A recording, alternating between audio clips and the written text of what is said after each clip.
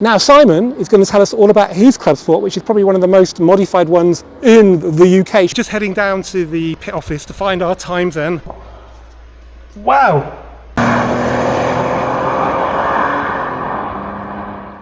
Hello and welcome back to the volkswizard channel, and welcome to episode 3 of the videos on upgrading the brakes on my Clubsport S. Now, as you might remember, episode 3 was meant to be at Bedford Autodrome, and guess where we are? Bedford Autodrome.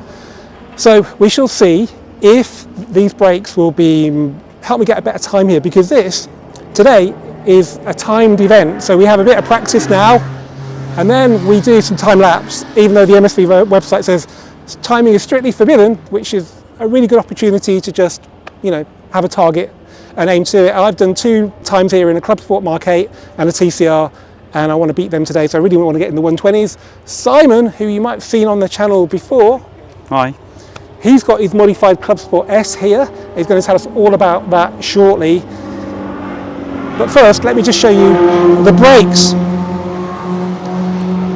So, as you saw in episode 2, they're the Mk8 GTI Clubsport or R brake, 357mm, 2-piston, and as you've seen from the last video, they're quite a bit heavier than the original ones, but I'm hoping the performance will be worth that weight penalty.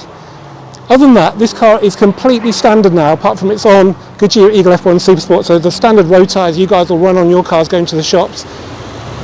They are okay for track use, but probably not such a great idea when it comes to time lapse, but we'll see how we get on today. Now Simon is going to tell us all about his Clubsport, which is probably one of the most modified ones in the UK. Should we start with the brakes, Simon? Yeah, it's got big brakes, and if I'm honest, I don't like them. They're noisy. I'd rather have your brakes. Really? I'd rather have your brakes, yeah, or some Mk8 4-pots. They're noisy on the road, so they'll be going. Okay, so you're not sponsored by AP Racing? No, I'm not. They're great brakes. They work well on track, but they're not nice on the road. That's more for a racing car then, are they? Yeah, and even with these springs that are meant to reduce the noise, they're still horribly noisy for me. Right. What kind of noises do they make? Creaking and groaning. When you're on the brakes, or when you're just driving? Well, yeah, when you're driving Really? normally, and yeah, they're brilliant brakes, but they're not great for road use. That's why they don't put those on road cars. Standard back brakes? Standard back brakes, original pads, and I've put the original tyres back on it. Aha, So, yes. I was wondering what you were going to come with, and you've kind of come with probably one of the best tyres. So Michelin Pilot Sport Cup 2 with the N rating, which is exactly what the Clubsport S came with, and that means this tyre is approved by Porsche. They're brand new then. So well, I like to keep the car OEM. Yeah. Not. Well, you kept the tyres OEM, haven't you? Yeah. And your frets look a bit weird because you've got rim protectors on them. Yeah, they work quite well. Okay, so tell us about the chassis, then we'll have a look under the bonnet. So the chassis, standard Clubsport dampers, MSS springs, and then it's got all the Super Pro roll bars, engine mounts, and then engine-wise, it's pretty much all racing line in DO88. So DO88? DO88 intercooler and radiator on it. Okay. Which is kind of similar to sort of Wagner, something like that. All the other hardware is racing line on it. So it's got the oil management system on top of the engine. Yeah, should we have a look at that under the bonnet? Yeah, while Simon's popping the bonnet, I just need to mention that I'm running EBC blue stuff pads. So I was always happy with yellows, but the guys at EBC said you want to try blues for track because they're a little bit more hardcore than yellows. I ran them here in October last year on this car. They were fantastic.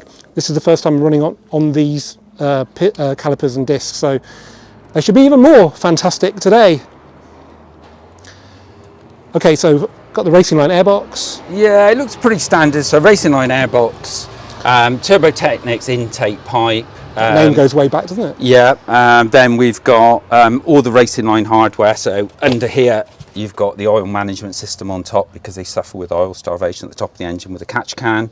And I've just put an oil cooler on it. You're just trying to make me go slower, aren't you, by telling me they suffer from oil starvation? Well, you never know. You never know. But, okay, so and yeah, I've just put on the oil cooler system so you can see the Racing Line. That's the filter housing then? Yeah, and it's got a metal filter in there and it's hot. Did you say you had a problem with the cooler? Yeah, it's good, but it was just a little bit tricky with the threads putting it on, and I don't think it's leaking. But what I've noticed already, it runs the oil probably about 10 degrees cooler than it would otherwise.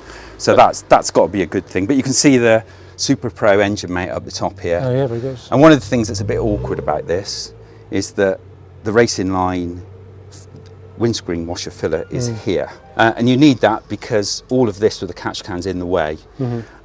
So the car is, I would say, modified, but not massively. The engine internals are the same. Tell me about the map then. So Unicorn, Rick at Unicorn, so he's mapped it for drivability. It did have a map on it that was too much, so he's pulled it back, and it produces its power quite nicely now, and it's not overstretched. How much?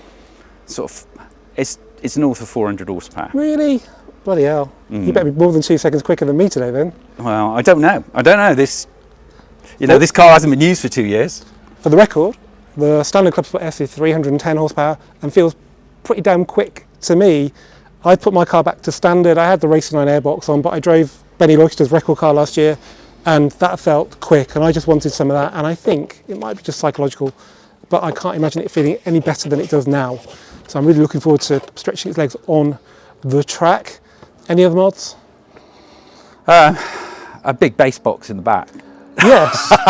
Which is a Benny really Loister good. goes on a diet to save weight, and you put a big bass box in the back of yours. Yeah, I've taken it out today. Okay, yeah, it's just over there. Who's it made by? Audi? Audison. Yeah, it's nice got quality it's stuff. got Audison. So you can just unplug it, and the car's pretty much as light as it was. Exhaust.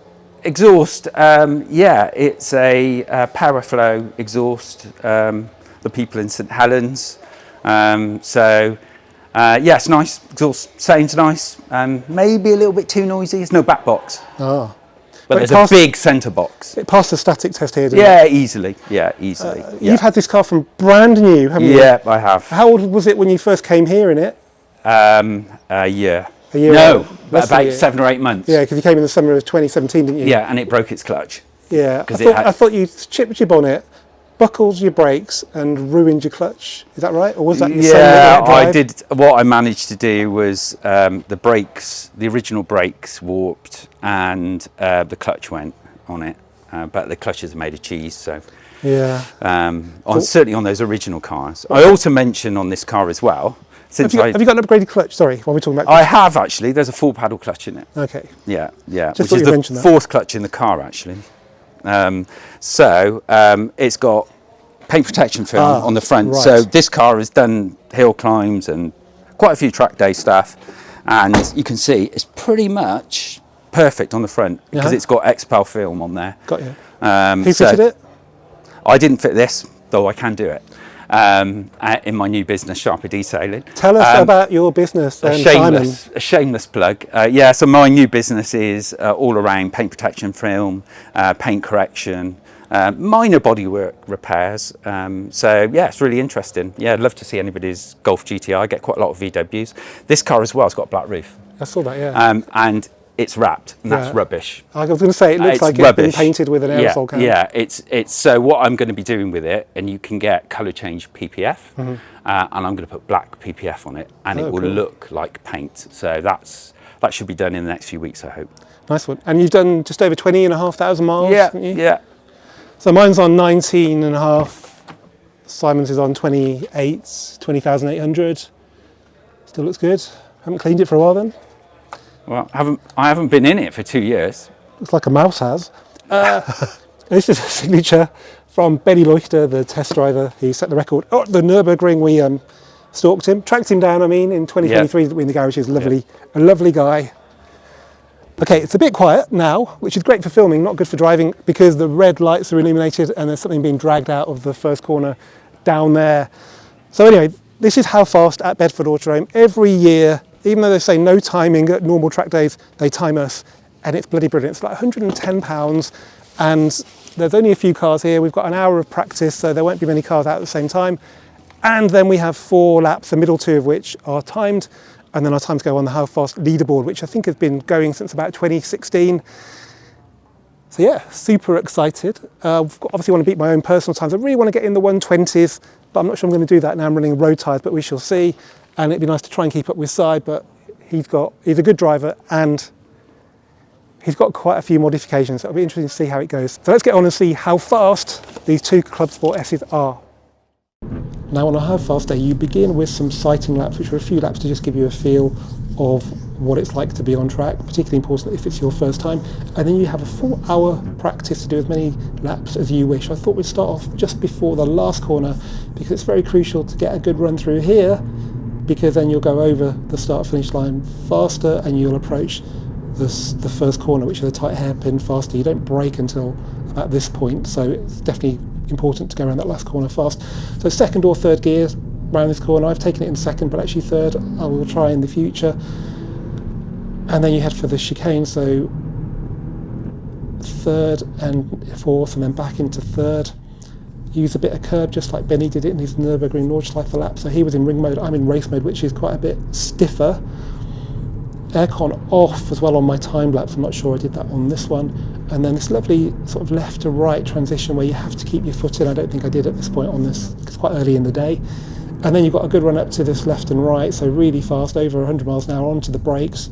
This is where the brakes really make a difference, and then clip that apex and that apex onto the gas. Now the car will run wide, but there's plenty of room, but you need to move over to the right for this sharp left-hander, but don't turn in too early. It's very, very late. This distinguishes the men from the boys. Look where the cone is now, really late, and then that'll line you up for this run up the shortish straight. On other configurations, this is a 150 mile an hour flat out run.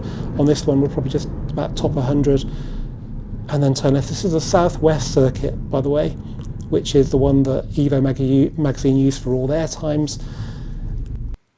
Just be aware of other cars spinning, but on these how fast days, there are so few cars and so much room, it's not really a risk at all. That, by the way, with the MX-5 that was pulled out of the gravel earlier in the video.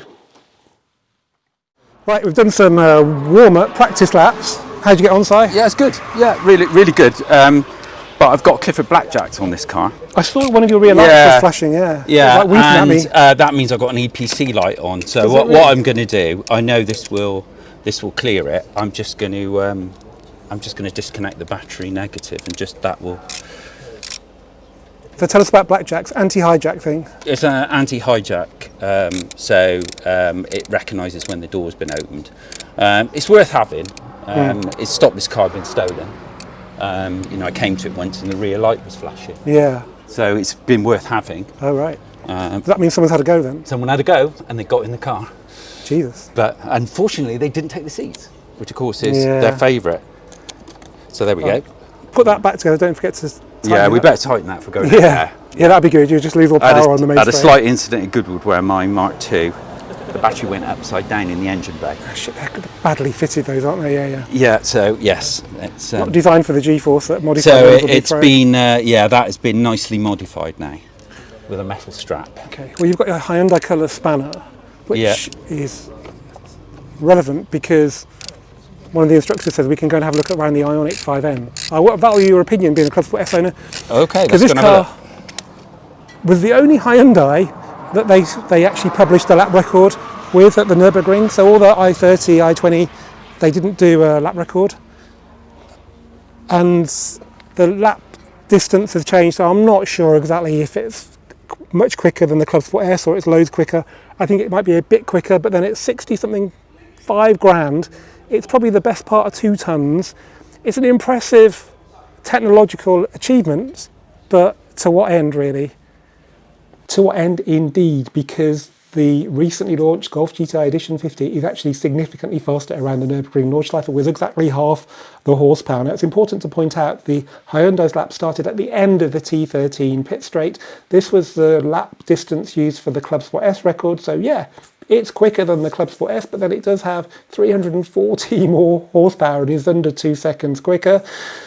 It's not so good though when you compare it with the Edition 50. Now Volkswagen used the longer lap for the Edition 50 lap time. That's from the beginning of the T13 pit straight back to the beginning of the T13 pit straight. This is usually a good few seconds longer, and that means that the Edition 50 did a longer lap, and if you convert that to the lap that the Ioniq 5N did, the shorter distance, it was actually 4.5 seconds faster. That's 4.5 seconds faster in a car with half the power. So yeah, if the Edition 50 does cost 50 grand, to me it still seems like better value than the Ioniq 5N.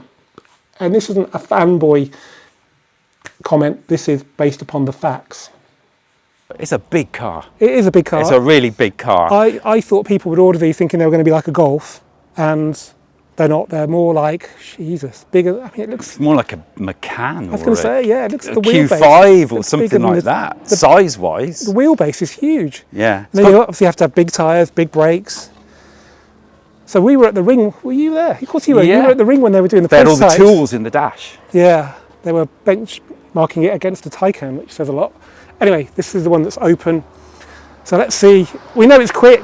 We know it's probably fun and it'll do drifts and stuff like that. And if people pay you enough money, if Hyundai pay you enough money, some people say they like it even though they don't like electric cars. Okay, but you're going to spend a lot of time in the interior not going fast, because that's driving in the UK. I don't think you'd buy one of these for a track day, would you? For track day use? Imagine I'm missing it there. Probably not. No. I should imagine the range will drop quite quickly. It's got all this war paint on it as well. Interesting, it's on Nankangs, which aren't original because it's got loads of tyre lube on it. Seats look pretty boring. It's got the blue there. Floor mats with the N logo. They look Subaru. They look like they've come out of a 22B or something like that. It's got that sort of Japanese look about it. Yeah. Door card. Ooh, look, we've got some... What's it? Checker thing there. Checker on there. Do you remember the prototype was camoed, and then they opened the door and you could see the blue, and I went, look, you can see the blue, and they shut the door. They had a racing driver in it. They did. I don't know who he was, but he must have been quite famous. Okay, so this is the hot seat of the Hyundai Ioniq 5N. It's not pushing my buttons, even though it has got some buttons. It's got all these modes. Yeah, you've got fake NGB. engine noise and gear changes in this. Oh, great, yeah. Yeah, you've got got paddles. paddles, yeah. Yeah, you've got gear changes. Okay, it's good, yeah, but is it good enough? It's not manual. They can't make it like a manual, can they? No. So we've got USBs down there, this funny centre console, lots of sort of cheap plastic. Here's the key. I mean, I know it's quick. I know it's fast, but the way electric cars go fast, you kind of get bored of really quickly, and beyond that initial kick, on the road, there's not much you can do with them, you know, and it's a bit of a license buster as well.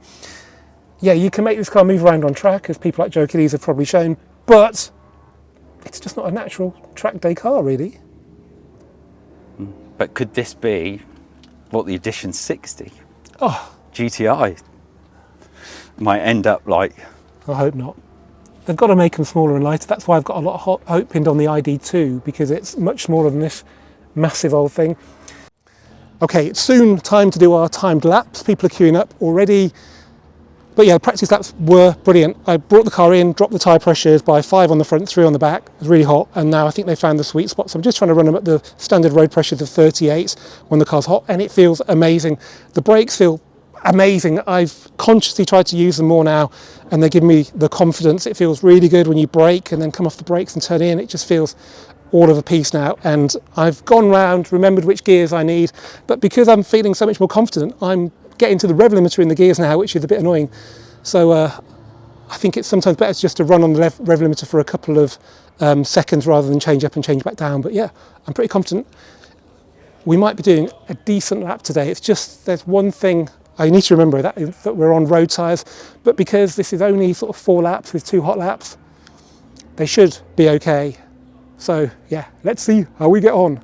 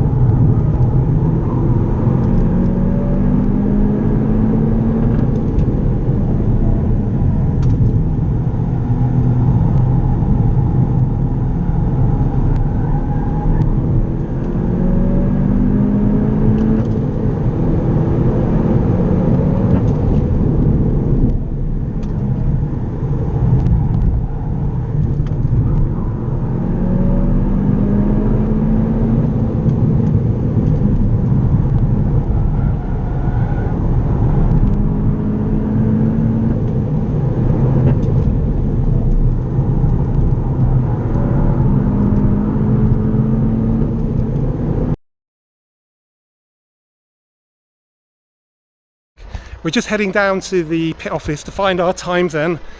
Really exciting. I had a couple of good laps. Slight mistake on the first one. How did you get on? Okay-ish, I think. I think it was all right. Should We'll know in a minute. The car's in one piece, that's the main. Yeah. Can we get our times in here? There's some times on that side. Okay. So this is the big moment then. Oh. Wow!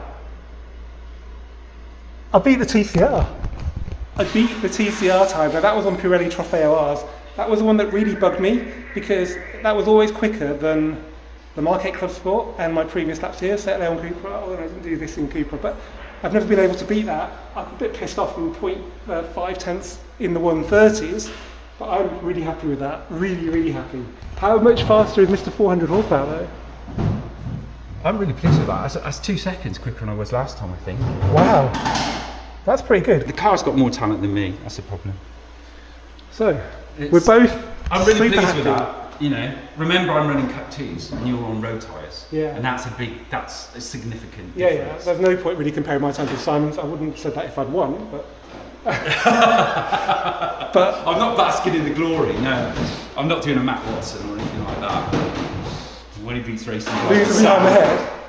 But yeah, I think to beat the TCR time, which has bugged me for a long time, is brilliant. And most importantly, we've had a good time. Yeah, really good. It's been brilliant, pushing our cars safely on the track. Bedford Autodrome's obviously nice because it's got loads of runoff. 109 quid, that's the best 109 quid I've ever spent. I won't mention the tyres and the fuel and other bits of wear and tear. So 100 quid of the fuel.